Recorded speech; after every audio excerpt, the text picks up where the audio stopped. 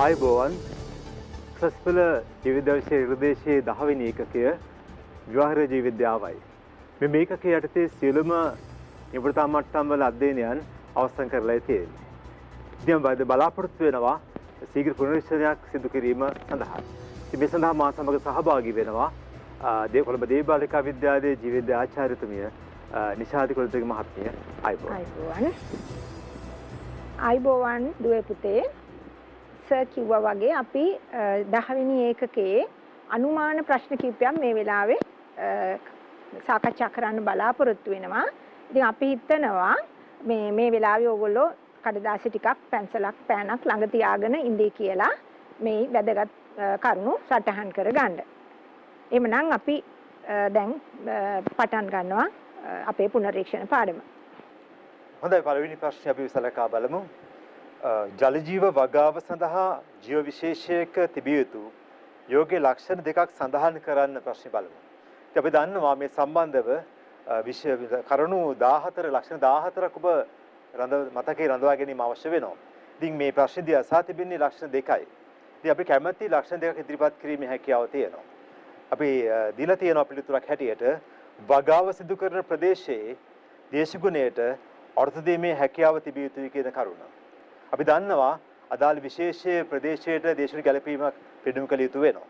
ප්‍රදේශයේ ජලයේ පවතින රසායනික සහ භෞතික පාරාමිතීන් යටතේ හොඳින් වර්ධනය වීමේ හැකියාවක් තිබිය යුතු වෙනවා. අපි දන්නවා ජල ජීව විශේෂයකට pH පරාසය දල වශයෙන් 6.5 9ත් අතර දරා ගැනීමේ හැකියාව තිබිය යුතු වෙනවා.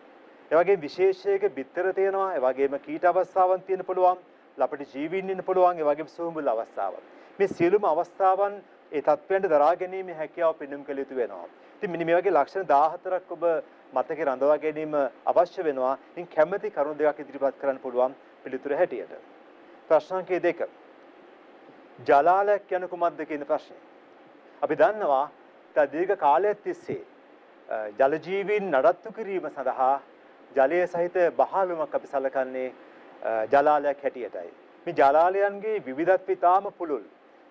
විශේෂයෙන්ම ජෑම් බෝතලයක සිට ජලයේ පිරි ජෑම් බෝතලයක සිට ඒ වගේ ප්‍රදර්ශනාගාර තත්ත්වයේ පවතින විශාල ජලාලවල විවිධත්වය අසීමිතයි.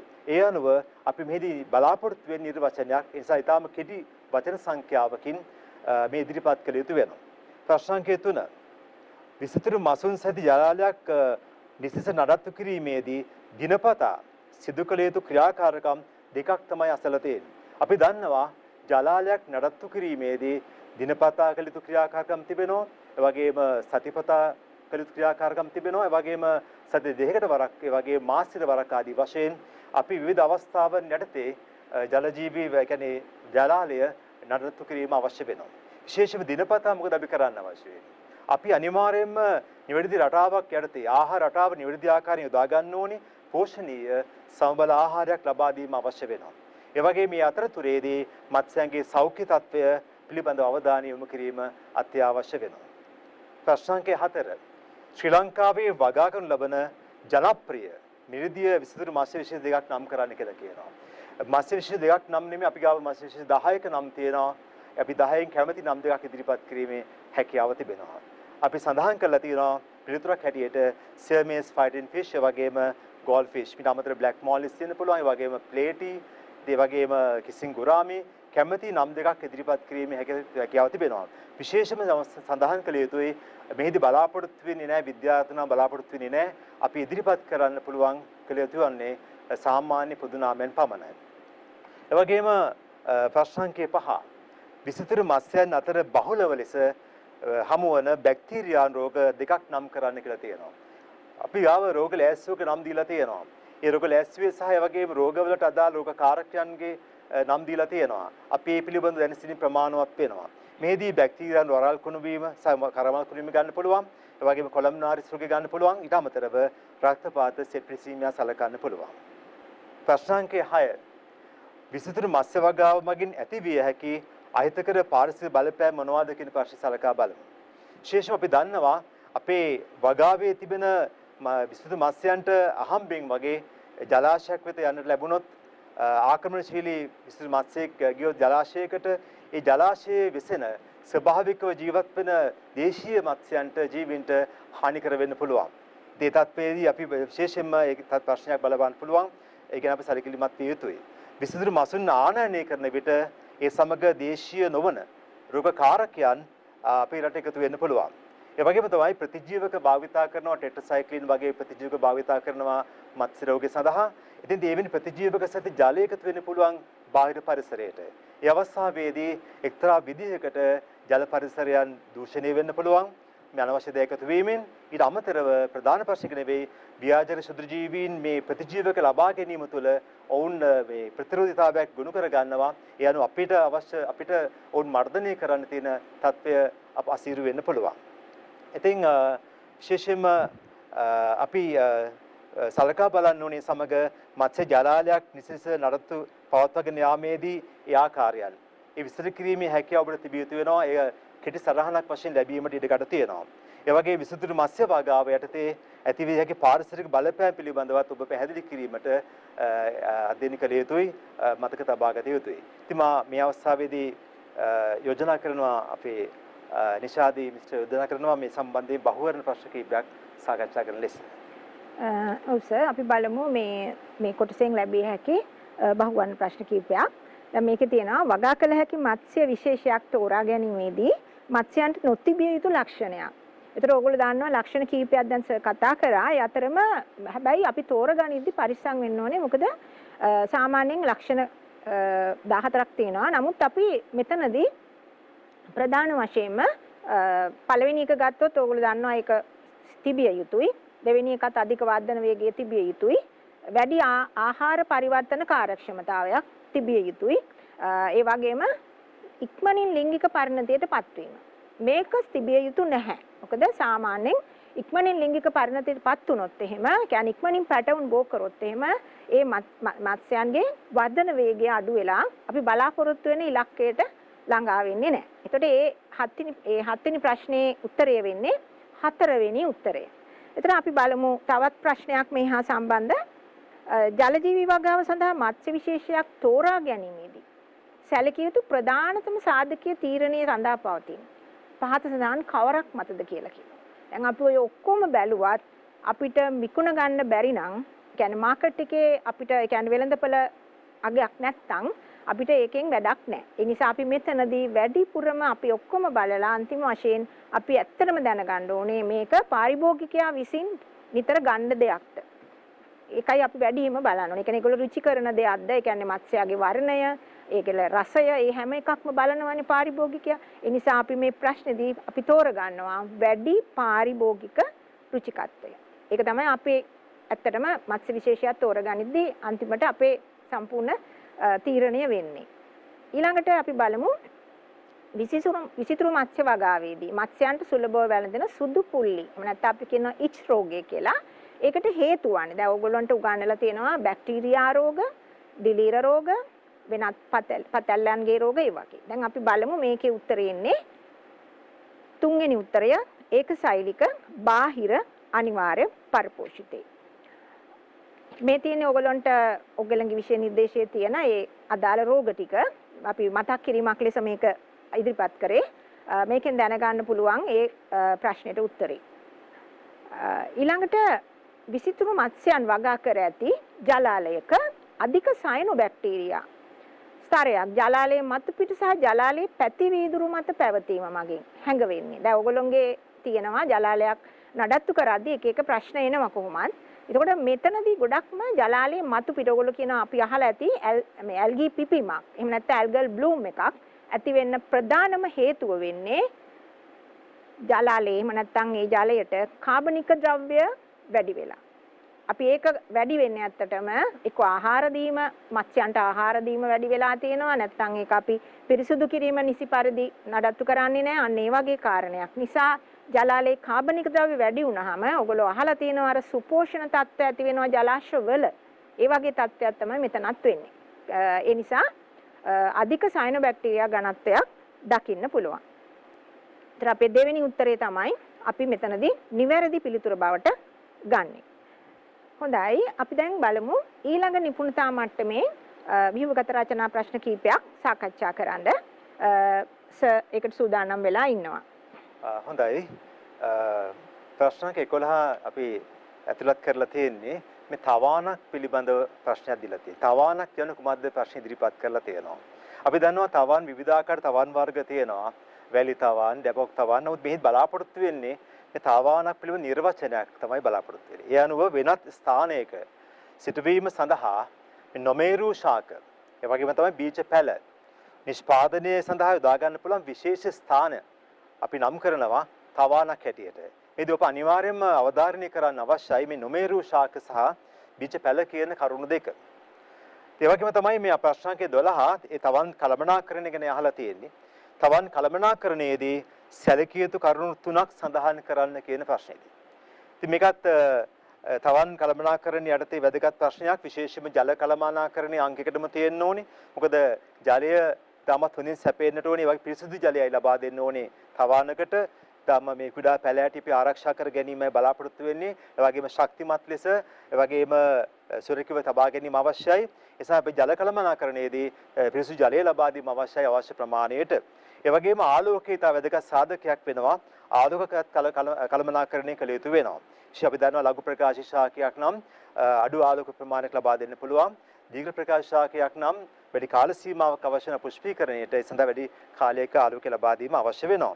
ඒ වගේම පලිබෝධකයන් සහ රෝග පාලනීයතාව වැදගත්ම කරුණක්සේ සලකන්න පුළුවන් මේ තවන් කළමනාකරණයේදී. මොකද පලිබෝධකයන් කියලා කියන්නේ ඒ කිසියම් ආර්ථික හානියක් ගෙන දෙන ජීවීන්. ඉතින් මෙතෙන්දී අපි කුඩා පැලෑටි ආරක්ෂා කර ගැනීමේදී පලිබෝධකයන්ට ආරක්ෂා කිරීම අත්‍යවශ්‍ය වෙනවා. ඒ වගේ රෝග පාලනය කිරීමත් අත්‍යවශ්‍ය වෙනවා. ඒ වගේම පස යොදා ගන්නවා නම් මාධ්‍ය හැටියට පාංශු කළමනාකරණීයතාව වැදගත්ම කරුණක් වෙනවා. හැබැයි ජලය යොදා ගන්නවා නම් ජල මාධ්‍ය භාවිත කරනවා නම් හයිඩ්‍රොෆොනික්ස් කියලා අපි නම් කරනවා. ඒ ජල මාධ්‍යයේදී විශේෂයෙන්ම ජලය පිළිබඳවයි කළමනාකරණය කරන්න අදාළ වෙන්නේ. හොඳයි අපි දැන් බලමු ප්‍රශ්න සංඛ්‍යා 13 ගැන. ඉතින් අහලා තියෙන්නේ ආරක්ෂිත වගාවැන්නෙන් කුමක් අදහස් වේද කියලා. පාලනය කරන ලද පරිසර තත්ත්වයට යටතේ භෝග වගා කිරීම තමයි අපි සලකන්නේ ආරක්ෂිත වගාව හැටියට. ඒ වගේම තමයි අංක 14 ප්‍රශ්නය. ශ්‍රී ලංකාවේදී ආරක්ෂිත වගා ක්‍රමය යටතේ පොලිටනල් තුල වගා කරනු ලබන පළතුරු භෝග ශාකයක් සහ එළවලු භෝග ශාකයක් සඳහා උදාහරණ සපයන්න කියලා දීලා තියෙනවා. ඉතින් අපි දැනගන්න ඕනි විශේෂයෙන්ම මේ ආරක්ෂිත වගා ක්‍රමය යටතේ කුඩා භෝග තමයි වගා කරන්න පුළුවන්කම තියෙන්නේ. ඒ වගේම පළතුරු භෝග ශාක වලින් ගත්තොත් ස්ට්‍රෝබෙරි තමයි ජනප්‍රියම ශාක භෝග ශාකයේ වෙන්නේ පළතුරු භෝගයේ හැටියට. ඒ වගේම එළවලු භෝග නම් කීපයක්ම සඳහන් වෙලා තියෙනවා. බෙල් පෙපර් ගන්න පුළුවන්, ඒ වගේ තක්කාලි ගන්න පුළුවන්, ඒ වගේම සලාද කොළ, ඒ වගේම සලාද පිපිඤ්ඤා ගන්න පුළුවන්. මේ කැමැති පිළිතුරක් ලබා දීමේ හැකියාව තියෙනවා එළවලු භෝග ශාකයක් හැටියට. අපි දැන් බලමු ප්‍රශ්නකේ 15 ප්‍රශ්න කුමක්ද කියලා. ඉතා වැදගත් ප්‍රශ්නයක් ලබා දීලා තියෙන්නේ. පාඨක රෝපණ ශිල්පීය ක්‍රමයේ වැදගත් කම් 3ක් සඳහන් කරන්න කියලා තියෙනවා. විශේෂයෙන් මේ වෙනකොට පාඨක රෝපණ තාක්ෂණිකතා වේගයෙන් දිනුමින් පවතිනවා. ගොඩක් භාවිතයට ගනිමින් පවතිනවා. ඒ වගේම මේක ඉතාම වැදගත්කම් රාශියක් තියෙනවා. මේදී අපි වැදගත්කම් 3ක් විතරයි අසා තිබෙන්නේ ප්‍රශ්නයක් හැටියට. ඉතින් ප්‍රවේණික සමානතාවය පවත්වා ගැනීම ඉතා වැදගත් වෙනවා.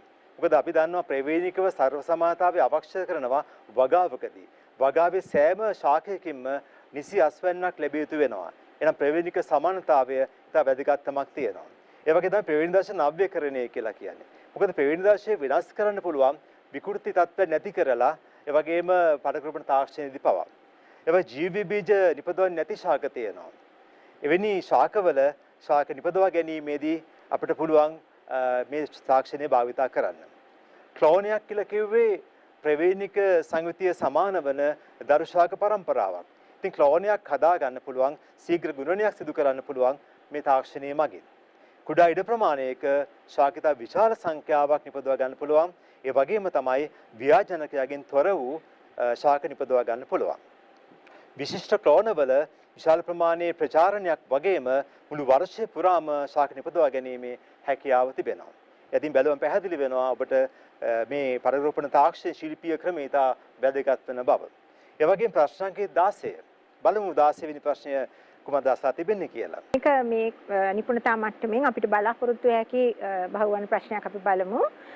මල් වගා කර්මාන්තයේදී පටක රෝපණ ශිල්පීය ක්‍රම යොදා ගැනීම සීමා සහිත වෙලා තියෙනවා. මොකද ඇත්තටම මල් වගාකරුවන් මේක යොදා ගැනීම ප්‍රධානම කරුණු කීපයක් මත ඒගොල්ලෝ මේක භාවිතා කිරීම ටිකක් සීමා වෙලා තියෙනවා. ඉතින් බලමු ඇයි කියලා. දැන් දැනුමක් නැති නිසා කියලා පළවෙනි උත්තරේ තියෙන්නේ. පටක රෝපණය පිළිබඳ දැනුමක්. ඔව් දැනුමක් නැතිවීම අපිට හදන්න පුළුවන්. මොකද ඇත්තටම සරල දැනුමක් අපිට ලබා දෙන්න පුළුවන්. මොකද ලංකාවේ අදටත් සමහර ගම්බද ප්‍රදේශවල පවා පටක රෝපණය මගින් කෙසෙල් එහෙම නිපදවනවා. ඊළඟට අධික ප්‍රාග්ධනයක් වැය කිරීමට සිදුවීම. මේක තමයි අපි ගන්න උත්තරේ. මොකද අපිට මේ පටක රෝපණ විද්‍යාගාරයක් හදා ගන්න ඕනේ. මොකද ජීවාණුහරණ ක්‍රම තියෙන්න ඕනේ, යදඳා උපකරණ තියෙන්න ඕනේ. එතකොට ශීතකරණ ඒ වගේ දේවල්, ඒ කියන්නේ ටිකක් මිල අධිකයි. ඒක තමයි අපි පිළිතුර විදිහට ගන්නෙ. පැලවලට ඉක්මනින් රෝග සෑදෙන නිසා. එහෙම එකක් නැහැ. අපි කොහොමත් ජීවාණුහරිත තත්ත්වයට තමයි මේ පටක රෝපණ ශිල්පීය ක්‍රමය සිදු කරනු ලබන්නේ. ඊළඟට නිපදවාගත හැකි ශාක ප්‍රමාණය අවම වීම. දැන් මීට කලින් කතා කරා ඉතා කුඩා ඉඩ ප්‍රමාණයකින් විශාල ශාක සංඛ්‍යාවක් ලබා ගැනීම තමයි මේකේ තියෙන ලොකුම වාසිය ඇත්තටම. ඒ නිසා ඒක වැරදි පිළිතුර. ඊළඟට රෝපණය සඳහා සුදුසු පූර්වක. දැන් ඔයගොල්ලෝ දන්නවා පූර්වක ලෙස අපිට විවිධ ආකාරයේ ශාක කොටස් ගන්න පුළුවන් නේද? අපි ගන්නවා බීජ ගන්න පුළුවන්, බීජ පැල ගන්න පුළුවන්, අග්‍රස්ථ අංකුර, පාර්ශ්වික අංකුර, පත්‍ර, ඒ වගේම කලල, ඒ වගේම මුල්, ඒ වගේම සමහර වෙලාවට පරාග කණිකා පවා මේ සඳහා යොදා ගන්නවා. පූර්වක ඕන තරම් ගන්න පුළුවන්. අපි ඒවා මතු පිට ජීවාණුහරණ තත්ත්ව යටතේ කරලා ඊට පස්සේ අපි හඳුන්වා දෙනවා අදාළ මාධ්‍යයට. ඒතර අපේ පිළිතුර මෙතන මොකද්ද? ප්‍රධානම එක තමයි අධික ප්‍රාග්ධනයක් වැය කරන්න වෙනවා. මොකද ඇත්තටම දැන් ලංකාවේ ගම්බද ප්‍රදේශවල ඒ ගම්වල ළමයි යොදාගෙන මේක සිදු කරනවා ගොඩක් ප්‍රදේශවල. ඒ නිසා පහසුවෙන් දැනුම දෙන්න පුළුවන්, ඉක්මනට පුහුණු කරන්නත් පුළුවන්. ප්‍රශ්නේ තියෙන්නේ මෙන්න මේ ප්‍රාග්ධනය සම්බන්ධයෙන්. අපි බලමු තවත් මේ ආකාරයේ බහුවර්ණ ප්‍රශ්නයක්. මල්වගා කර්මාන්තයේදී භාවිතා වන ප්‍රචාරණ ක්‍රම පිළිබඳව නිවැරදි ප්‍රකාශය. ඒතර දැන් අපි සමහර ශාක පත්‍රවල පත්‍ර කැබලි ශාකවල පත්‍ර කැබලි වලින් නව ශාක හදන්න පුළුවන්. මං හිතන්නේ ඕගොල්ලෝ දන්නවා මේක තමයි පිළිතුර. මොකද බිගෝනියා වල ගොඩක් වෙලාවට අලුත් පැල ලබා ගන්නේ ශාක පත්‍ර කැබලි වලින්. දැන් මේක අපි බහුලව දැකලා තියෙන දෙයක්. ඊළඟට බද්ධ කිරීම සිදු කළ හැකි එකම විශේෂ ශාක අතර පමණි. ඒක වැරදිනේ. දැන් අපි දන්නවා සමහර දේවල් බද්ධ කිරීම. දැන් දිවුල් සහ දොඩම් ලංකාවේ කරලා තියෙනවා. ඊළඟට තක්කාලි සහ අර්ථාප කරලා තියෙනවා. ඔය වගේ එකම විශේෂය වෙන්න ඕනේ නැහැ. ඊළඟට පටක රෝපණ මාධ්‍යවල කාබනික ශක්ති ප්‍රභවය බොහෝ විට යොදාගන්නේ ග්ලූකෝස් නෙමෙයි සුක්‍රෝස්. ඔයගොල්ලෝ දන්නවා ශාක තුල පරිවහණය වන්නේ සුක්‍රෝස් ලෙස නිසා බහුලව යොදාගන්නේ සුක්‍රෝස්. ඒ වගේම මල් වගාවේදී බහුලවම භාවිතා වන ප්‍රචාරණ ක්‍රමය වන්නේ වර්ධක ප්‍රචාරණය නෙමෙයි බීජ මගින් කරනු ලබන ප්‍රචාරණය. ඒකට ඒ පිළිතුරත් වැරදි. පටක රෝපණය මගින් නව ප්‍රභේද ලබාගත නොහැකිය. ඒකත් වැරදි. මොකද දැන් පටක රෝපණය ඉතාමත් දියුණු වෙමින් පවතින ශිල්පීය ක්‍රමයක්. මොකද ඔයගොල්ලෝ දන්නවා දැන් නව ප්‍රභේදනෙ නැත්නම් නව්‍යකරණය කියලා අපි කිව්වා ඒකේ තියෙන වාසියක්. ඒ නිසා නව ප්‍රභේද අපිට පුළුවන් එක්ක විකෘති ඇති කිරීමෙන් වගේ ලබා ගන්න පුළුවන්. ඉතින් අපි බලමු මේකේ නිවැරදි පිළිතුර මොකක්ද කියලා. නිවැරදි පිළිතුර වෙන්නේ පළවෙනි උත්තරය. සමහර ශාකවල පත්‍ර කැබලි වලින් නව ශාක ලබා ගන්න පුළුවන් කියන එක තමයි අපි මෙතනදී නිවැරදි පිළිතුර විදියට ගන්නෙ. ඔව් මම ඊට පස්සේ ඊළඟ නිපුණතා මට්ටම සම්බන්ධයෙන් නැවතත් සර් වෙතට යොමු වෙනවා. හොඳයි. ආහාර පරිරක්ෂණය යනු කුමක්ද කියන ප්‍රශ්නේ. ඒක වැදගත් ප්‍රශ්නයක් ලැබිලා තියෙනවා. පහුගිය ප්‍රශ්න පත්‍රවලත් මේ ප්‍රශ්නේ නැවත ඇහිලා තියෙනවා. ආහාර පරිරක්ෂණ යනු කුමක්ද කියන ප්‍රශ්නේ. ශුද්ධ ජීවීන් මගින් සිදු කරන, ඒ වගේම වේගවත් කරන ආහාර නරක් වීම විශාල ලෙස ප්‍රමාද කිරීමට හෝ නවතා දැමීම සඳහා ආහාර පීරියම් කිරීම හෝ හැසිරවීමේ ක්‍රියාවලියයි. ඉතින් ඔබ මතක තබා ගත යුතු අනිවාර්යයෙන්ම මේ කරුණු දෙකක් මේ නිර්වචන තුළ තියෙනවා. මේ ආහාර නරක් වීම වේගවත් කිරීම, විශේෂයෙන්ම නරක් වීම වේගවත් කිරීම වගේම නවතා දැමීම, විශේෂයෙන්ම නරක් කිරීම විශාල වශයෙන් ප්‍රමාද කරන්නත් අවශ්‍යයි. ඒ වගේම නවතා දැමීමත් අවශ්‍යයි. ඔබ දැනගත යුතුයි මේ පරික්ෂණ හා පරිරක්ෂණ සහ සම්බන්ධව නිර්වචනයේ පැහැදිලි වශයෙන්ම. බලමු ප්‍රශ්න සංඛ්‍යා 19. ආහාර පරිරක්ෂණයේ මූලික මූලධර්ම 3 සඳහන් කරන්න කියන ප්‍රශ්නය. ඉතින් මූලධර්මයන් 3ක් ඇතුළත් වෙනවා මේ සෑම පරිරක්ෂණ ක්‍රමයක් සඳහාම කිනම් හෝ මූලධර්මයක් අදාළ වෙනවා. මුලින්ම සලකා බලමු මේ පළවෙනි මූලධර්මය. ආහාරයට ශුද්‍ර ජීවීන් ඇතුළු වීම වැළැක්වීම. මේක අපිට ලේසියෙන් කරන්න පුළුවන් ක්‍රියාකාරීත්වයක්. ආහාරය වසා තබනවා නම් පූති වැස්මක් යොදා ගන්නවා නම් මේ தත්ත්වය අපිට වළක්ව ගන්න පුළුවන්. ඔවුන් ඇතුළු වෙන එක වළක්වා ගැනීම අත්‍යවශ්‍ය වෙනවා. ඒ වගේම ඇතුළු වෙලා ඉන්නවා නම් ඒ ආහාරයේ සිටින ශුද්‍ර ජීවීන්ගේ වර්ධනය ඒවා ක්‍රියාකාරීත්වය වළක්වන්න පුළුවන්. ඒ වගේම තමයි ආහාරයේ සිටින ශුද්‍ර ජීවීන් විනාශ කරන්න පුළුවන්.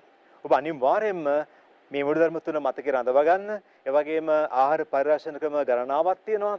ඒ සෑම පරිරක්ෂණ ක්‍රමයකටම අදාළ වෙච්ච මූලධර්ම එකක් හෝ කීපයක් තියෙන්න පුළුවන්. ඔබ අනිවාර්යයෙන්ම මූලධර්මයේ සහිතව ඒ ක්‍රියාකාරීත්වයෙන් හැදෑරීම අවශ්‍ය වෙනවා. ප්‍රශ්න අංක 20. මේක ඉතා කෙටි ලිඛිත ප්‍රශ්නයක් ලැබිලා තියෙනවා. ආහාර පරිරක්ෂණයට භාවිතා වන රසායනික සංයෝග තුනක් නම් කරන්න කියන ප්‍රශ්නය. ඉතින් ජනප්‍රිය සංයෝගයක් තමයි සෝඩියම් බෙන්සෝයේට්. දැන් බෙන්සෝයික් අම්ලය කියලා ගන්නත් පුළුවන්. නමුත් සෝඩියම් බෙන්සෝයේට් නම දීලා තියෙනවා. ඒ වගේම අලුත් පදයක් එකතු වුණා EDTA කියලා නම් කරලා තියෙනවා. එතිලීන් ඩයමීන් ටෙට්‍රාඇසිටික් අම්ලය කියන එක. අලුත් රසායනික සංයෝගයක් නම් කරලා තියෙනවා. රසායන සංයෝගයක් ලෙස මේ යොදා ගන්න පුළුවන්. ඒ වගේම ඇසිඩික් අම්ලය යොදා ගන්න පුළුවන් ජනප්‍රිය රසායන සංයෝගයක් පරිරක්ෂණය සඳහා. ප්‍රශ්න අංක 21 වෙනස් ආකාරයේ ප්‍රශ්නයක්. මේ පසු අස්වනු තාක්ෂණය විශේෂයෙන්ම පශ්චාත් අස්වනු හානිය යනු කුමක්ද කියන නිර්වචනය. ඉතින් භෝගයක අස්වැන්න නිලු අවස්ථාවේ සිට එය පාරිභෝජන ගන්නා තුරු ආහාර සැපයුම් ක්‍රියාදාමයේදී ආහාර හානි වෙන්න පුළුවන්. මේ තත්ත්වය අපි සලකනවා පශ්චාත් අස්වනු හානිය හැටියට. අපි දැනගත යුතුයි බෙහෙවින් ආහාර අපතේ යනවා මේ පසු අස්වනු හානිය යටතේ. හොඳයි අපි දැන් ප්‍රශ්න අංක 22 බලමු.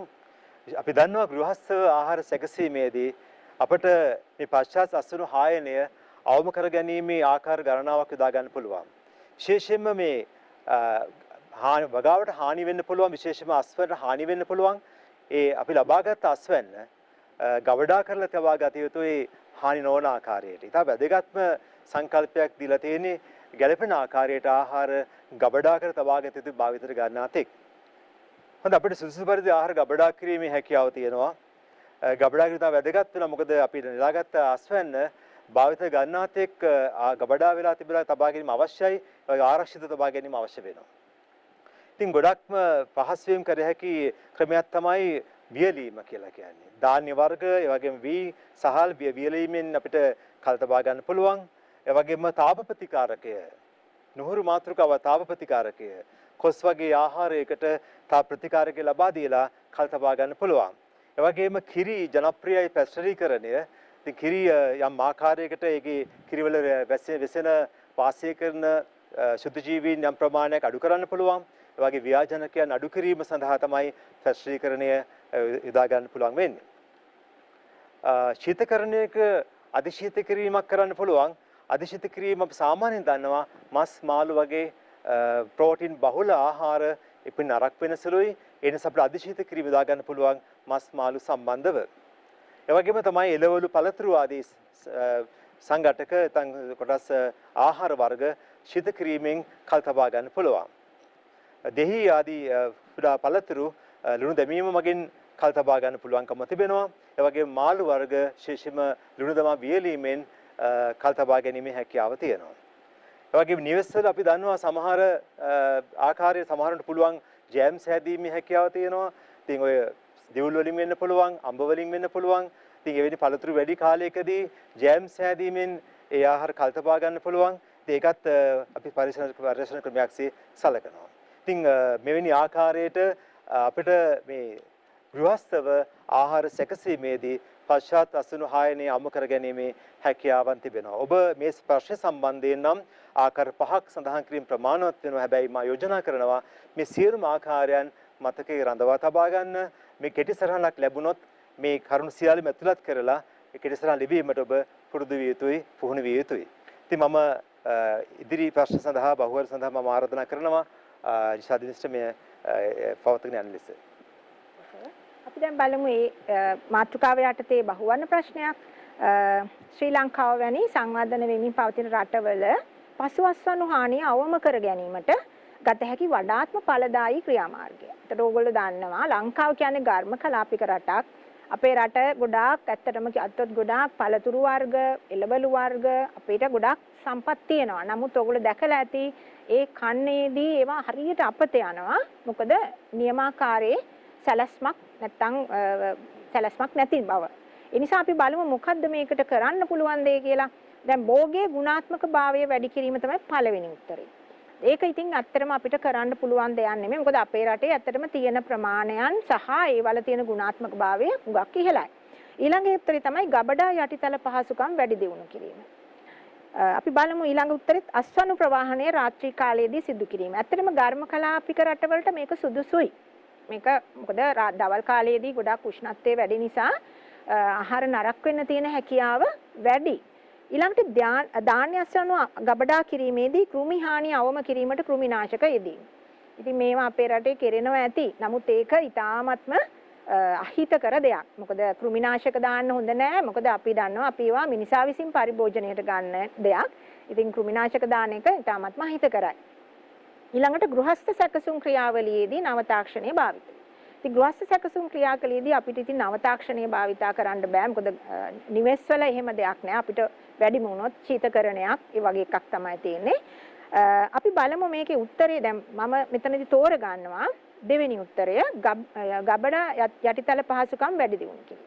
ඇත්තටම ලංකාවේ තියෙන ලොකුම ප්‍රශ්නයක් ඒක ඕගොල්ලෝ ඔය රූපවාහිනියේදී නිතරම අහනවා පත්තරවල දැකලා ඇති හරියට අස්වනු විනාශ වෙනවා. තව ගොඩක් අපි පළතුරු ගත්තොත් බලන්න කොච්චර විනාශ වෙනවද කියලා. ඉතින් ඇත්තටම මේ යටිතල පහසුකම් වැඩි දියුණු කරනවා නම් අපිට මුළු අවුරුද්ද පුරාම කිසිම අඩුපාඩුවක් නැතුව මේ දේවල් ලබා ගන්න පුළුවන්. දැන් වෙන රටවල් ගත්තොත් අපි ශීත කියන්නේ සෞම්‍ය කලාපික රටවල් වල සමහර රටවල් වල ඕගොල්ලෝ දන්නවා මේ මුළු අවුරුද්ද පුරාම ඒගොල්ලන්ට පළතුරු එළවලු නැහැ. නමුත් එයාලගේ ගබඩා යටිතල පහසුකම් ඉතා හොඳ නිසා පිට රටින් ගෙන්වන දේවල් පවා හොඳින් ගබඩා කරලා මුළු අවුරුද්ද පුරාම කිසිම අඩුපාඩුවක් නැතුව ඒ දේවල් ජනතාවට ලැබෙන්න සලස්වනවා. ඔව් අපි දැන් ඊළඟ නිපුණතා මට්ටම කතා කරන්න කැමතියි. ඔයගොල්ලන්ට මතකයි අපි කරා මේ ලංකාවේ බහුල ආසාදක රෝග දෙකක්. ඒකේ අපි බලමු 24 වෙනි ප්‍රශ්නේ මම යොමු කරනවා ශ්‍රී ලංකාවේ ඩෙන්ගු සම්ප්‍රේෂණය කරන වාහක මදුරු විශේෂ. මම ඇත්තට මේ මදුරු විශේෂ කියන නම ඔයගොල්ලෝ කාටවත් පුදුයි. නමුත් මම මෙතන කතා කරන්නේ එක විශේෂයේ නම ලියනකොට සම්පූර්ණ විද්‍යාත්මක නාමය ලියන්න ඕනේ. ඒ නිසා මම මෙතන සඳහන් කරනවා ඊඩිස් ඉජිප්ටයි සහ ඊඩිප්ස් ඇල්බෝපික්ටස් කියන නම් දෙක. මේ මදුරු විශේෂ දෙක තමයි ලංකාවේ මේ ඩෙන්ගු රෝගය පතුරවන්නේ. ඊළාට ප්‍රශ්නාංක 25. ඩෙන්ගු රෝග වාහකයන් පාලනය කිරීම සඳහා අනුගමනය කරන ලබන ජීව විද්‍යාත්මක ක්‍රම. ඔයගොල්ලන්ට මතකයි අපි ආකාර 3කින් සමෝදානික පාලනයක් කරන්නේ. ඒ කියන්නේ ජීව විද්‍යාත්මක, රසායන විද්‍යාත්මක හා භෞතික විදියට. ජීව විද්‍යාත්මක ක්‍රමවලදී අපි භාවිතා කරනවා කියලා අපි සඳහන් කරා. ඔයගොල්ලන්ට මතකයි මදුරු කීටයන් ආහාරයට ගන්නා මත්ස්‍යයන් යොදා ගැනීම. මම කිව්වා ඔයගොල්ලන්ට ගප්පි, දණ්ඩි, තිලාපියාගේ කුඩා අවදි වගේ දේවල් මෙතනදී අපි පාවිච්චි කරනවා. ඉතින් අපි හැබැයි සැලකිලිමත් වෙන්න ඕනේ. මොකද මෙතනදී අපි භාවිතා කරන ජලය, ඒ කියන්නේ තියෙන ජලය ප්‍රමාණය ඊළාට වෙනත් සාධක මගින් මේ මාළු මැරෙන්න පුළුවන්. ඒ නිසා මේක පොඩ්ඩක් සීමා සහිතයි කරන එක. ඊළඟ එක තමයි ඔයගොල්ලන්ට මතකයි අපි කිව්වා බැසිලස් තුරින්ජියන්සිස් කියන බැක්ටීරියාව යොදා ගැනීම. මෙයා ප්‍රෝටීන් එකක් හදනවා කියලා කිව්වා කෘමි කීටයන්ට විෂ සහිත. ඒ නිසා මේ ආකාර දෙක තමයි අපි ජීව විද්‍යාත්මක පාලන ක්‍රම විදියට යොදා ගන්න. ඊට පස්සේ අපි බලමු 26 වෙනි ප්‍රශ්නය. ඩෙන්ගු රෝගයේ වඩාත් අනතුරුදායක රෝග ලක්ෂණ. ඩෙන්ගු රෝගයේ රෝග ලක්ෂණ ගොඩාක් අපි කරා. මුලින්ම පටන් ගන්න උණ අධික උණ. ඉතින් අධික උණ ඕනම ආසාදන රෝගයකට එන්න පුළුවන්. නමුත් වඩාත්ම බරපතල තත්ත්වයට එනවද කියලා අපි ඉතාමත් සැලකිලිමත් වෙන්න ඕනේ. රෝග ලක්ෂණ කීපයක් තියෙනවා නේද? ඒ තමයි රුධිර ප්ලාස්මාව කාන්දු වීම. දැන් ඔයගොල්ලෝ අහලත් ඇතිනේ සමහර වෙලාවට අර වමන යනවා අධික ලෙස. සමහරට රුධිරය සමග වමන යනවා. ඒක තමයි රුධිර පීඩනය අඩු වීම අර ඩෙන්ගු ෂොක් තත්ත්වයටපත් වෙන්න පුළුවන් කම්පන තත්ත්වය. ඒතර රුධිර ප්ලාස්මාව කාන්දු වීම, ඒ වගේම පටක තරලේ එකතු වීම, ඉන්ද්‍රයන්ට හානි වීම නිසා අධික රුධිර ගලණය. දැන් පටක තරල එකතු වීම රුධිර පරීක්ෂාවක් මගින් සිදු කරලා බලන්න පුළුවන්. ඊළාට ශ්වසන අධිපීඩාව, ඒ කියන්නේ ශ්වසන වේගය වේගෙන් වැඩි වෙනවා. ඊළාට වමනය සමග ලේ යාම සහ රුධිර පීඩනය ඉතා අඩුයි. මේ තත්ත්ව ඉතා බරපතලයි. ඒතර පැය 48ක් ඇතුළත ඉක්මනටම ප්‍රතිකාර කළ යුතු තත්ත්ව. ඊළාට අපි බලමු 27 වෙනි ප්‍රශ්නය. මෙතන මම මේ සම්බන්ධයෙන් බහුවර්ණ ප්‍රශ්නයක් සාකච්ඡා කරනවා. ඩෙන්ගු රෝග කාරකයා. දැන් ඔයගොල්ලෝ දැනගන්න ඕනේ රෝග කාරකයා, රෝග වාහකයා, ධාරකයා කියන අය. ඒතර රෝග කාරකයා කියන්නේ රෝගයේ සාධන ජීවියා. එතකොට මේකේ ඔයගොල්ලෝ මේක පහසු ප්‍රශ්නයක්. නමුත් ළමයි වරද්ද ගන්නවා. මොකද කාරකයා කියලා ඉඩිස් ගණයේ ගැහණු මදුරුවා කියලා තෝරන ළමයි ඉන්නවා. ඒතර ඒක කාරකයා වෙන්නේ ඔයගොල්ලෝ දන්නවා වෛරස් එකක්. ඒ තමයි ආබ වෛරස් කාණ්ඩේ වෛරසය. එතකොට මදුරුවා කියන්නේ ඇත්තටම වාහකයා. ඊළඟට අපි බලමු 28 වෙනි ප්‍රශ්නය. බරවා රෝග කාරකයාගේ මිනිසාට ආසාදනීය වන අවස්ථාව කුමක්ද කියලා අහනවා. ඔයගොල්ලන්ට මතකයි අපි ජීවන චක්‍රයම හදාරලා මේ රෝග කාරකයාගේ කිව්වා L3 කීට අවදිය. L3 කීට අවදිය තමයි මිනිසාට ආසාදනීය වෙන්නේ කියලා. ඔයගොල්ලන්ට ජීවන චක්‍රය මෙතනදී ඔයගොල්ලෝ ඇත්තටම දරුවනේ ටිකක් මතක තියාගත යුතුයි. මොකද සමහර විට ජීවන චක්‍රය විස්තර කරන්න එන්න පුළුවන් අදාළ අවස්ථා සමග. ඉතින් ඒක පුරුදු වෙන්න වචන සහිතල වලින් හරි මේ ජීවන චක්‍රය ගොඩනගා ගන්න. ඒතර L3 කීට අවදිය තමයි මේකේ ආසාදන අවස්ථාව. 29 වෙනි ප්‍රශ්නේ. ශ්‍රී ලංකාවේ බරවාසාදිතයන් හඳුනා ගැනීම පරීක්ෂා කිරීමට රුධිරය ලබා ගැනීම රාත්‍රී කාලයේදී සිදු කළ යුත්තේ ඇයි? මම ඔයගොල්ලන්ට පැහැදිලිවම කිව්වා බරවා රෝගය සඳහා ආසාදිතයන් හඳුන ගන්න ඕන නම් ඒගොල්ලෝ රුධිරය අරන් යන්න ඕනේ රාත්‍රී කාලේ. රාත්‍රී කාලේ කියන්නේ රාය 10න් පස්සේ. රාත්‍රී 10ත් අලුයම 2ත් අතර කාලේ. ඇයි ඒ මොකද ඒගොල්ලෝ මයික්‍රොෆයිලේරියා කීටයන් පර්යන්ත රුධිර සංසරණයට එන්නේ මේ කාලෙදී. අනිත් වෙලාවට ඒගොල්ලෝ පෙනහැලි වල කුඩා රුධිර வாහිනී වල ඉන්නවා. මේ වෙලාවෙදි තමයි ඒගොල්ලෝ මම ඒකට නමකුත් කිව්වා. මේ චර්යාවට විශේෂ නමක් කිව්වා. නිශාචර ආවර්තිතාවය කියලා. ඉතින් මේක මතක තියාගන්න මේක විශේෂ දෙයක්. මොකද බරවා රෝගය පරීක්ෂා කරන්න මේ දවල් කාලේ රුධිරය ගන්න එනවා නම් හරි රෑ 10න් ඉස්සෙල්ලා රුධිරය ගන්න එනවා නම් හරි ඒක අනුමත කරන්න බෑ. ඒකෙන් අපිට හඳුන ගන්නත් බෑ බරවා රෝග ආසාදනයේද කියලා. අපි බලමු 30 වෙනි ප්‍රශ්නේ. මම 30 වෙනි ප්‍රශ්නෙට යන්න කලින් මම මේ ඔයගොල්ලන්ට ආපහු මේ මතක් කිරීමක් කරනවා රෝග කාරකයාගේ ජීවන චක්‍රය පිළිබඳව. ඔයගොල්ලන්ට මතකයි L3 කීට අවදිය තමයි ආසාදනීය වෙන්නේ. ඊට පස්සේ L3 කීට අවදිය මිනිසාට ආසාදනීය වුණාට පස්සේ ඔයගොල්ලන්ට මතකයි ඒගොල්ලෝ සුහුඹුල් පණුව වෙනවා.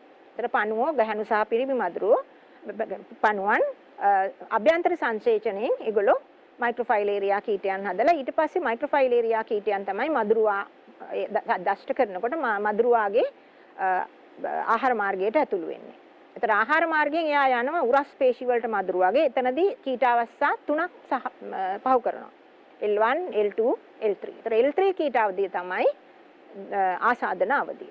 ඒක මතක තියෙන්න ඕනේ. මොකද ජීවන චක්‍රයක් හදාරන්නේ ඒකටයි. අපි හැම වෙලේම රෝග කාරකයක්, රෝග වාහකයේගේ ජීවන චක්‍රය ආශ්‍රයෙන් තමයි අපි යාලට රෝග මේ කියන්නේ ආසාදනයේ ලක්ුවාට ප්‍රතිකාර කිරීම වැදගත් වෙන්නේ. හඳුනගන්නෙත් ආසාදිතයන්.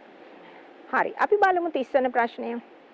බොහෝ විට මයික්‍රොෆයිලේරියා කීටයන් දක්නට නොලැබෙන මිනිස් දේහයේ ස්ථානයක් වන්නේ. ඔයගොල්ලන්ට මතකයි මයික්‍රොෆයිලේරියා කීටයන් ඉන්න තැන් කීපයක් අපි කතා කරා. ඉතින් රුධිර වාහිනී තුල ඉන්න පුළුවන් පෙනහැලි වල. ඊළඟට පෙනහැලි තුල ඉන්න පුළුවන්. මොකද දෂ්ට කරපු ගමන්ම යන්නේ රුධිර වාහිනී, රුධිර සංසරණ පද්ධතියට. වසා වාහිනී තුල, වසා ගැටි තුල ඒ වගේ ඉන්න පුළුවන්. නමුත් බොහෝ විට නැති තැනක් තමයි මස්තිෂ්ක සුෂුම්නා තරලය. ඔයගොල්ලෝ දන්නවා මස්තිෂ්ක සුෂුම්නා තරලය කිව්වහම මස්තිෂ්ක කෝෂිකාවල සහ සුෂුම්නාවේ මධ්‍ය නාලයේ සංසරණය වන තරලය. ඒකේ ඇත්තටම මේ කීටයන් දකින්න ලැබෙන්නේ නැහැ. ඊළඟට අපි බලමු 31 වෙනි ප්‍රශ්නය. ඒකත් බහුවර්ණ ප්‍රශ්නය ආකාරයක්. පහත සඳහන් වගන්ති අතරින් උචරේරියා බැන්ක්‍රොෆ්ටි පිළිබඳ වැරදි වගන්තිය. දැන් අපි දන්නවා උචරේරියා බැන්ක්‍රොෆ්ටි කියන්නේ කවුද කියලා. ඒ කියන්නේ රෝග කාරකයා. මේ මතක ඇති ඔයගොල්ලන්ට මෙයා නෙමටොඩ ආවේ. එතකොට අපි බලමු කීටයන් දිවා කාලයේදී මිනිසාගේ පෙනහැලිවල වූ කුඩා රුධිර වාහිනිය තුල ජීවත් වෙනවා. ඒක හරිනේ. ඒගොල්ලෝ රාත්‍රියටනේ පර්යන්ත රුධිර සංසරණයට එන්නේ. ඊළාන්ට සෝම්බුල් ගැහණු හා පිරිමි සතුන් හඳුන ගන්න පුළුවන් බාහිර පෙනුමෙන්. ඔයගොල්ලන්ට මතකයි ගැහණු සතා පිරිමි සතාට වඩා ලොකුයි. සමහරට දෙගුණයක් පමණ විශාලයි. ඊළඟට සෝම්බුල් ගැහණු සතා කිසි විටකත් බිත්තර දමන්නේ නැහැ. මම කිව්වා අභ්‍යන්තර සංසේචනයෙන් කෙලින්ම මයික්‍රොෆයිලේරියා කීටයන් තමයි බිහි කරන්නේ. ඊළඟට ආසාදන අවස්ථාව මයික්‍රොෆයිලේරියා කීටය. දැන් අපි කලින් සඳහන් කරා ආසාදන අවස්ථාව L3 කීටාවදී. මේක මයික්‍රොෆයිලේරියා කීටාවදී නෙමෙයි.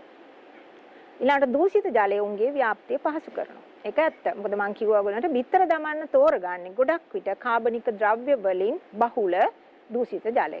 එතන අපි මෙතනදී උත්තරයේ විදිහට එනන් තෝරගන්නේ මොකද්ද? හතරවෙනි උත්තරය ආසාදන අවස්ථාව මයික්‍රොෆයිලේරියා කීටයා කියන උත්තරය. දැන් අපි යමු ඊළඟ නිපුණතා මට්ටමට. අපි මේ ගැන චුට්ටක් කතා කරා. 32 වෙනි ප්‍රශ්නෙන් ඉදිරිපත් කරනවා මොකද්ද මේ නැනෝ තාක්ෂණය. මොකද ඔයගොල්ලන්ට මතකයි නව්‍ය තාක්ෂණය ජීව විද්‍යාවේ නව්‍ය තාක්ෂණ ගැන අපි කතා කරා. ඒ යටතේ මතකයි අපි මාතෘකා 3ක් යටතේ කතා කරා නැනෝ තාක්ෂණය, මූලික සෛල චිකිත්සාව සහ මානව ගෙනෝම ව්‍යාපෘතිය. අපි බලමු නැනෝ තාක්ෂණය කියන්නේ මොකද්ද? නැනෝ තාක්ෂණය කියන්නේ නැනෝමීටර්ස් 100ට ප්‍රමාණයට වඩා කුඩා ද්‍රව්‍ය සහ උපකරණ නිර්මාණය සහ භාවිතය. ඉතින් මේක එක එක ක්ෂේත්‍රවල කෘෂිකර්මයේදී, ගොඩනැගිලි කර්මාන්තයේදී, ඊළඟ වෛද්‍ය විද්‍යාවේදී, ජීව විද්‍යාවේදී විවිධ ආකාරයෙන් මේ භාවිතයන් සිදු කරනු ලබනවා. 33 වෙනි ප්‍රශ්නය අහනවා නැනෝ තාක්ෂණයේ දියුණුවට හේතු නැනෝ අංශුවල විශිෂ්ට ගතිගුණ දෙකක්. ගතිගුණ දෙකක් වහම අපි ප්‍රධානම එක තමයි ඇත්තටම කියනවා නම් ඔයගොල්ලන්ට මතකයි. ඒවල තියෙන පෘෂ්ඨ පරිමාණ. මොකද කුඩාම කුඩායි පෘෂ්ඨ පරිමාණ අනුපාතය ඉතාමත් ඉහළයි. ඒ නිසා පහසුවෙන් ඒගොල්ලන්ට අපේ ශෛලීය යාන්ත්‍රණ වලට ඇතුළු වෙන්න පුළුවන්. මම එදා ඒක විස්තර කරා කොහොමද ඒක වෙන්නේ කියලා. ඒ වගේම තමයි නැනෝ අංශු වලට විශේෂිත රසායනික සහ භෞතික ගුණ තියෙනවා. ඉතින් මේ කාරණයක් හරි වැදගත් අපි වෛද්‍ය විද්‍යාවේදී මේ යෙදීම් සිදු කර ගනිද්දී. එතකොට නැනෝ තාක්ෂණයේ භාවිතයන් වෛද්‍ය විද්‍යාවේදී අපි වෛද්‍ය විද්‍යාවේදී නැනෝ තාක්ෂණය ගැන තමයි ගොඩක් කතා කරන්නේ. අපි බලමු මොනවද භාවිතයන් කියලා. ඔයගොල්ලන්ට මතකයි මම කිව්වා ටයිටේනියම් ඩයොක්සයිඩ් සහ සිල්වර් නැනෝ අංශු භාවිතා කර ශල්‍යාගාර හා ශල්‍යාගාර උපකරණ ජීවාණුහරණය කරනවා. ඊළඟට නැනෝ පෙරහන් යොදා ගැනීමෙන් ශාස්ත්‍රෝගීන් පරීක්ෂා කරනවා. ඔයාලට මතකයි ඉන්ෆ්ලුවෙන්සා රෝගයක් ශාස්ත්‍රෝගීන් ඒ වගේම කැඩුණු අස්ථි ප්‍රතිස්ථාපනයට සහ දත් පිරවීම සඳහා නැනෝ සංගත භාවිතා කරනවා. දත් පිරවීමට මම කිව්වා ඉතාමත්ම යෝග්‍ය විදියට ඒක යොදා ගන්න පුළුවන්. කුහරයේ කිසිම ඉඩක් නැති වෙන්න මේ ද්‍රව්‍ය දත් කුහරය තුල යවා ගන්න පුළුවන්. ඊළඟට සපන් ඖෂධ නිපදවා. අපි සපන් ඖෂධ කියන්නේ ස්මාර්ට් ඩ්‍රග්ස් කියන අතුරු ආබාධ අවම කරමින් පිළිකාවලට ප්‍රතිකාර කරන්න පුළුවන්. ඒ කියන්නේ මම එදා පැහැදිලි කරමින්ම කිව්වා පිළිකාවලට දැනට තියෙන ප්‍රතිකාරවලදී දේහයේ අනිත් සෛල වලටත් හානි වෙනවා. නමුත් මේකෙදී පිළිකා සෛල පමණක් ඉලක්ක කරගෙන පිළිකා සෛල පමණක් මරා දමමින් මේ ඖෂධ ක්‍රියාත්මක වෙනවා. ඊළඟට රුධිර පීඩනය, රුධිර ඔක්සිජන් මට්ටම, හෝමෝන සාන්ද්‍රණය වගේ දේවල් නියාමනය සඳහා නැනෝන් සංවේදී උපකරණ භාවිතය. තවත් නිදසුන් ගොඩක් තියෙනවා ඔයගොල්ලෝගේ පොතේ සම්පත් පොතේ පිළිබඳව කියව ගන්න. ඊළඟට මූලික සෛල පිළිබඳව මම මේ ප්‍රශ්න දෙක යොමු කරනවා අපේ සර්ට. හොඳයි. අපි දන්නවා මේ වෙනකොට මේ 10 වෙනි ඒකකය විහාර ජීව විද්‍යාවේ ක්ෂේත්‍ර 5ක් තියෙනවා. ඒ ක්ෂේත්‍ර 5 සඳහා ඔබගේ අවධානය යොමු වෙලා තියෙනවා.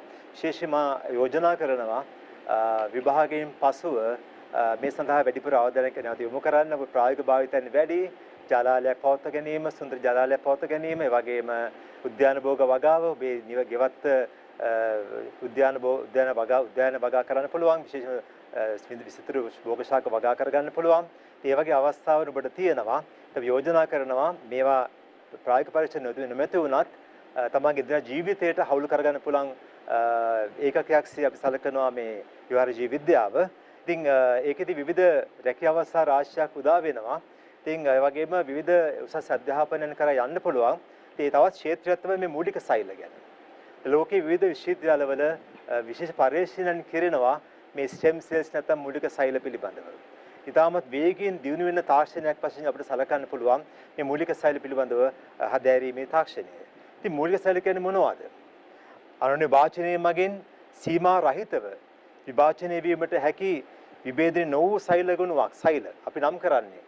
අනෝන්‍ය මගින් සීමා රහිතව විභාජනය වීමේ හැකියාව තිබෙන විභේදනය නොවූ සෛල අපි සලකනවා මූලික සෛල කියලා. ඇයි මෙතරම් අවධානයක් එල්ල වෙන්නේ මූලික සෛල සම්බන්ධව?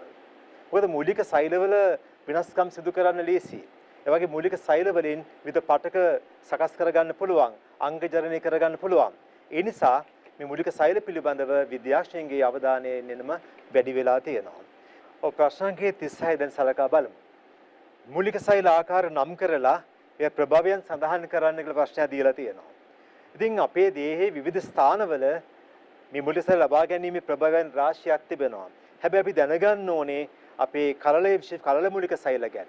මොකද අපි දන්නවා සංසේචනයෙන් පස්සේ යුක්තාණුවක් සෑදෙනවා. ඒ යුක්තාණුව පස්සේ සෛල ගොනුවක් බවට පත් වෙලා මෝරුලාව බවට පත් වෙනවා. ඒ මෝරුලාව තවත් දින කිහිපයක් ගත වෙනකොට බ්ලාස්ටර් කෝෂ්ඨය බවට පත් වෙනවා. ඒ බ්ලාස්ටර් කෝෂ්ඨයේ විශේෂ සෛල පිටක් තියෙනවා. මේක අපි නම් කරන්නේ ඇතුළු සෛල පිට කියලා. මෙන්න මේ සෛල පිට ඉතා වැදගත් වෙනවා මූලික සෛල ලබා ගැනීමේදී. විශේෂයෙන්ම කලල මූලික සෛල ලබා ගැනීමේ හොඳම ස්ථානයේදී අපි යෝජනා කරනවා බ්ලාස්ටර් කෝෂ්ඨයේ තිබෙන ඇතුළු සෛල පිට. ඒට හේතුව තමයි මේ සෛල 30ක සෛල ගුණයක් වශයෙන් පවතින්නේ. මේ සෛල ගුණව විශේෂයෙන්ම විභේදනය වෙලා විශේෂයෙන්ම සෛලාකාර 200ක් පමණ තත්ත්වයට පරිවර්තනය කර ගැනීමේ හැකියාවක් මෙන්න මේ බ්ලාස්ටර් කෝෂ්ඨයේ පවතින ඇතුළු සෛල පිටට අදාළ වෙනවා. ඒ වගේම තමයි පරිණත මූලික සෛල දේහයේ විවිධ ස්ථානවල පවතිනවා. උදාහරණයක් වශයෙන් අපිට අපිචාරමේ සෛල ගන්න පුළුවන්. විවිධ ස්ථානවල මේ මූලික සෛලයන්ගේ ව්‍යාප්තියක් තිබෙනවා. නමුත් වැඩිපුර අවධානය යොමු වෙන්නේ මෙන්න මේ බ්ලාස්ටර් කෝෂ්ඨයේ ඇතුළු සෛල පිළිබඳවයි. මම කැමති ප්‍රශ්නාංකය 37 යොදා ගැනීමට අපේ සාදි මිස්ටර් බවස ලබා දෙනවා. අපි බලමු මූලික සෛල සම්බන්ධයෙන් මේ බහුවර්ණ ප්‍රශ්නයක්. කලල මූලික සෛල සම්බන්ධයෙන් නොගැලපෙන ප්‍රකාශය. දැන් උගුන්ට පේනවා උත්තර පහක් දාලා තියෙනවා. ග්‍රාහක දේහයෙන් ප්‍රතික්ෂේප කිරීමේ හැකියාව වැඩි. මට මතකයි මම පාඩම කරද්දී කලල මූලික සෛල සහ පරිණත මූලික සෛල අතර වෙනස්කම් කීපයක් කිව්වා. මොකද සමහර වෙලාවට කලල මූලික සෛල ලබා ගැනීම පහසුයි, සමහර වෙලාවට පරිණත මූලික ලබා ගැනීම පහසුයි. නමුත් එක එක අවස්ථාවලදී ඒවල තියෙනවා යම් යම් සීමාවන්. ඒක අපි බලමු ග්‍රාහක දේහයකින් ප්‍රතික්ෂේප කිරීමේ හැකියාව වැඩි. ඒක ඇත්ත. ඒක හරි. ඊළඟට ප්‍රභවය විනාශ විය හැකි බැවින් ආචාර ධර්ම පිළිබඳව ගැටලු ඇති වේ. මේ අපි ගන්න කලලයකින්නේ. ඒ නිසා ඇත්තටම මේ කලල අවස්ථාවක් බ්ලාස්ටර් කෝෂ්ඨය කියන්නේ. ඇත්තටම ආචාර ධර්ම පිළිබඳ අපි කලලයක් ඊළඟ ඉස්සරහට ජීවියෙක් ලබා දෙන්න තියෙන තැනකින් තමයි අපි මේ සෛල ගොනු ගන්නෙ. ඊළඟට ඒවායි විභාජන හැකියාව ඉතා අවම වේ. ඔයගොල්ලෝ දන්නවා මේ කලල මූලික සෛල අසීමාන්තික ලෙස විභාජනය වෙනවා. ඒක විශේෂයෙන්ම සඳහන් වෙන දෙයක්. අසීමාන්තික ලෙස වේගයෙන් විභාජනය වෙන්න පුළුවන්. ඊළඟට දේහයේ ඕනෑම සෛල වර්ගයක් බවට විභේදනය වෙන්න පුළුවන්. ඔයගොල්ලෝ දන්නවා ඒක පුළුවන්. ඕනම එක්කෝ ලංඝහන් දීපිකා සෛල, පේශි සෛල, හෘදය සඳහා ඕනම එකක් බවට විභේදනය වෙන්න පුළුවන්. ඊළඟට ප්‍රභවයෙන් වෙන් කර ගැනීම පහසුයි. ඇත්තටම පහසුයි. මොකද මේක බ්ලාස්ටර් කෝෂ්ඨයේ අවධියේදී ගන්න එක පහසුයි. මොකද පරිණත මූලික සෛල ගන්න වෙන්නේ පරිණත ජීවියෙකුගේ, කියන්නේ ජීවියෙකුගේ පටක වලින්. ඉතින් ඊට වඩා පහසුයි ප්‍රභවයෙන්ම වෙන් කර ගන්න. ඉතින් මං හිතන්නේ දැන් ඔයගොල්ලන්ට පුළුවන් උත්තරේ තෝරන්න. අපි ගන්න උත්තරේ තමයි 3 වෙනි උත්තරේ. කලල මූලික සෛල. ඒතර ඔයගොල්ලන්ට මතක ඇති මම මේ පිළිබඳව සසඳීමක් මම පාඩම කරද්දී ඔයගොල්ලන්ට කිව්වා. ඉතින් ඒ ගැන තව ටිකක් අවධානය යොමු කරගන්න. හැබැයි ඉතින් ඔයගොල්ලෝ දන්නවා දැනට අපි ප්‍රධාන වශයෙන් දැන් ලියුකේමියා රෝගියෙක් සම්බන්ධයෙන් කුඩා දරුවෙක් ලියුකේමියාව තියෙනවද කියලා දැනගත්තාම අපි ගොඩක් පිට කරන්නේ ඇටමිදුළු බද්ධයක්. ඒතර ඇටමිදුළු ගන්නේ ඒ අපි ගන්නේ පරිණත මූලික සෛල. ඊළඟට අපි යමු මේ මානව ගෙනෝම ව්‍යාපෘතිය. මම හිතන්නේ මේක හරිම වැදගත් එකක්. මොකද ජීව විද්‍යාවේ ඉදිරිය සම්පූර්ණයෙන්ම තියෙන්නේ දියුණුව සම්පූර්ණයෙන්ම රඳා පවතිනවා මෙම ව්‍යාපෘතිය මත. තවමත් ඇත්තටම සිදු වෙමින් පවතිනවා. අපි 2013 එක නතර කරන්න ඉලක්ක කරගත්තට තවමත් මේකේ සොයා ගැනීම සහ මේක සොයා ගැනීම මත යම් යම් වාසි සහගත දේවල් කියන්නේ විශේෂයෙන් වෛද්‍ය විද්‍යාවේදී මිනිසාගේ යහපැවැත්ම සඳහා වාසි සහගත සොයා ගැනීම සිදු කරමින් ඉන්නවා. ඒතර මානව ගෙනෝම ව්‍යාපෘතියේ මූලික අරමුණ. මොකට මතකයි මම කිව්වා මානව වර්ණ දේහවල අඩංගු සියලුම ඥානවල පිහිටීම සහ කෘත්‍ය හඳුනා ගැනීම. මම එදා ඔයගොල්ලන්ට පෙන්නුවා මානව ගෙනෝමය ඥානවල කියන්නේ වර්ණ දේහ මත ඥාන පිහිටීම. එතකොට මේ පිහිටීම දැනගත්තට පස්සේ ඒකෙන් සිද්ධ කරන කෘත්‍ය විශේෂයෙන්ම අපි කියනවා කේත ඥානවල අදාළ ප්‍රෝටීනය හැදෙන හැටි, ප්‍රෝටීනයේ වැරද්දක් වුණාම විකෘතියක් හැදෙන හැටි, ඒ නිසා ජීවියාට වෙන අයහපත් ලක්ෂණ එහෙම නැත්නම් අපි කියනවා රෝගියෙක් විදිහට බිහි වෙන්නේ අන්න ඒ වගේ තත්ත්ව තියෙනවා. ඉතින් දැනට අපි මේ සොයා ගැනීම මත බලනවා මේක පුළුවන් තරම් නිවැරදි කරගන්න. ඒ වගේම තවත් ක්ෂේත්‍ර යටතේ මේක දැන් සිදු කරනවා. මම එදා කිව්වා අපි ප්‍රයිමේටාවන් වෙනත් ප්‍රයිමේටාවන්ගේ ගෙනෝම දැන් හදාරමින් තියෙනවා. ඒ වගේම ඒ ප්‍රයිමේටාවන් අතරින් මම කිව්වා චිම්පන්සීස් තමයි අපිට වඩාත්ම ළඟ නැකම තියෙන්නේ. මොකද අපි දෙගොල්ලෝ ගත්තාම විශාල ඥාන ප්‍රතිශතයක් පොදු. ඊළඟට අපි බලමු 39 වෙනි ප්‍රශ්නය. මානව ගෙනෝමයේ අනුපිළිවෙල සකස් කිරීම නිසා වෛද්‍ය විද්‍යා ශාස්ත්‍රයට ඇතිවන වාසි තුනක්. ඒතර ඕගොල්ලෝ කවුරුත් දන්නවා මේ මානව ගෙනෝමය දැනගත්තට පස්සේ ඇත්තටම ගොඩක් වාසි තියෙනවා. ඒකේ අපිට මේ ඉස්සරහට මං හිතන්නේ තාමත් හිතා ගන්නවත් බැරි තරම් වාසි සහගත තත්වයන් මිනිසා වෙනුවෙන් සිදු වෙයි කියලා. ඉතින් මේකේ මම සඳහන් කරනවා විවිධ පිළිකා වර්ග සමග බැඳී ඇති විකෘති හඳුනා ගන්න පුළුවන්. ඒ වගේම ඖෂධ නිර්මාණය සහ එම ඖෂධවල බලපෑම් පිළිබඳව වඩා නිවැරදි ලෙස පුරෝකථනය කරන්නත් පුළුවන්. ඒ වගේම ඥාන චිකිත්සාව. ඉතින් ඔයගොල්ලෝ දන්නවා ඥාන චිකිත්සාව කියන්නේ මොකක්ද කියලා. යම් කිසි ප්‍රවේණික රෝගයක් තියෙන කෙනෙකුට ඒ ප්‍රවේණික රෝගය සහිතව බිහිවීම එක්ක පුළුවන් තරම් එක නිවැරදි කිරීමක්. එහෙම නැත්නම් බිහි වුණාට පස්සේ මොකක් හරි ක්‍රමයකින් නිවැරදි කිරීමක් ඒ වගේ කරන්න බලාපොරොත්තු වෙනවා. ඉතින් මීටත් වඩා දේවල් ඉස්සරහට අපිට අහන්න ලැබෙයි මානව ගෙනෝම ව්‍යාපෘතිය නිසා. ඉතින් මම හිතන්නේ ඔයාලා වුණත් දැන් උසස් පෙළ කරාට පස්සේ විවිධ ක්ෂේත්‍රවලට යොමු වෙන්න පුළුවන්. ඉතින් සමහර විට වැඩිදුර අධ්‍යාපනය සඳහා වෙනත් රටවල් වලට ගියාම අනිවාර්යයෙන්ම ඔයගොල්ලන්ට මේ සම්බන්ධයෙන් ගොඩාක් තොරතුරු දැනගන්න පුළුවන්. ඔව් දුව පුතේ දැන් අපි මේ ඒකකයේ 10 වෙනි ඒකකයෙන් අනුමාන ප්‍රශ්න 39ක් මෙතනදී සාකච්ඡා කරා. බහුවර්ණ ප්‍රශ්න කීපයකුත් ව්‍යුහගත රචනා ප්‍රශ්න කීපයකුත්. හැබැයි ඊට අමතරව මතක තියාගන්න ප්‍රශ්න පත්‍රයේ තියෙන්න පුළුවන් රචනා ප්‍රශ්න.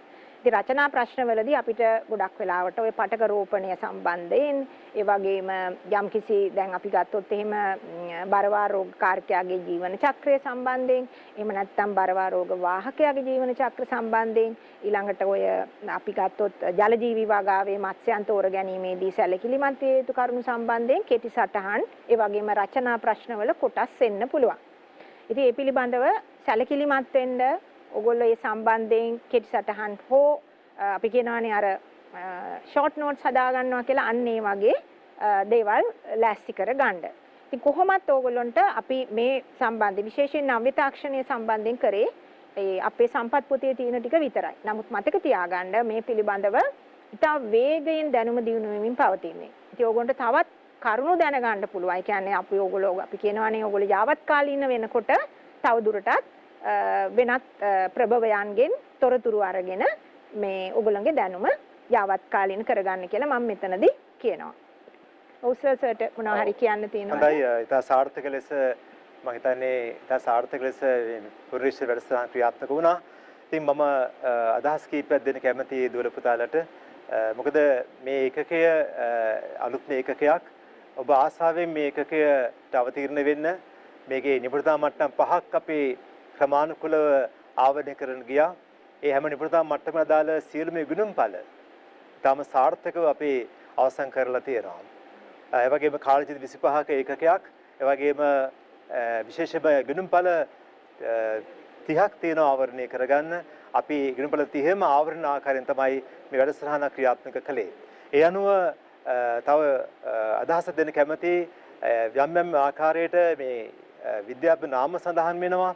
ඒ නාමවල ඇතැම් තැන්වල සඳහන් වෙනවා එම්නම් මතක තබන්න අවශ්‍ය නැහැ කියලා ඒ විදිහට ප්‍රශ්නයක් මතුවෙන්නේ. නම් සමහර තැන්වලදී ඒ සඳහන් නැතුව තියෙනවා. කොහොමද මා යෝජනා කරනවා ඒ විද්‍යාත්මක නාමයන් යම් අවධානයක තියාගන්න. මොකද සමහර ශාක හා සතුන් සඳහා පොදු නාමයන් නැති නිසා ඒ විද්‍යාත්මක නාමයමයි යොදා ගන්න වෙන්නේ. උදාහරණයක් ඩ්‍රැකින ඩ්‍රැසිනා කියන අවස්ථාව ගන්න පුළුවන්. එවැනි උදාහරණ කීපයක්ම තියෙනවා මේ ඒකකයේ තුල. එවැනි අවස්ථාවල පරිස්සමෙන් ඒ විද්‍යාත්මක නාමයන් පවා අධ්‍යයනය කරන්න. ඒ වගේම කෙටි සටහන් සාද ගන්න පුළුවන්. ඒ වගේම සෑම ඉගෙනුම් ඵලයක්ම ප්‍රශ්නයක් බවට පරිවර්තනය කරගෙන අනිවාර්යයෙන්ම ඒක සූදානම් වීම අවශ්‍යයි කියලා අපි යෝජනා කරනවා. මොකද ඉගෙනුම් ඵල වලින් ප්‍රශ්න ඇසීමේ සම්භාවිතාවය වැඩි. අපි නැවතත් අවධාරණය කරනවා ඉගෙනුම් ඵල සියල්ලම ප්‍රශ්නයකට හරවගෙන අධ්‍යයනය කරන ලෙස. ඒ හැම අවස්ථාවකදීම සම්පත් ග්‍රන්ථයේ තියෙන විෂය කරුණු පරාසය තුළ යෙදෙන්න එවෙන් පරිශීලනය කරන්න එයින් ඔබට පැහැදිලි ලකුණු ලබා ගන්න පුළුවන්කම ලැබෙනවා. ඉතින් මම සතුටු වෙනවා අපි සතුටු වෙනවා අද වැඩසටහන තුලින් බලාපොරොත්තු වුණේ මේ ඒකකයේ යටතේ 10 වෙනි ඒකකයේ යටතේ ශීඝ්‍ර පරිශ්‍රණයක්. ඉතින් මේ වැඩසටහන මම හිතනවා සාර්ථක වුණා. ඉතින් මේ සඳහා සහභාගී වුණු දීපබාලිකා විද්‍යාලයේ ආචාර්යතුමිය නිෂාදී කුණතිරි මහත්මියට මගේ ගෞරවය පුද කරනවා. ඒ වගේම අපි නැවතත් මේ වැඩසටහනකින් හමු වන බලාපොරොත්තු වෙන අපි ඔබට ජයග්‍රහී අනාගතයක් ප්‍රාර්ථනා කරමින් අපි ඔබෙන් සමුගන්නවා.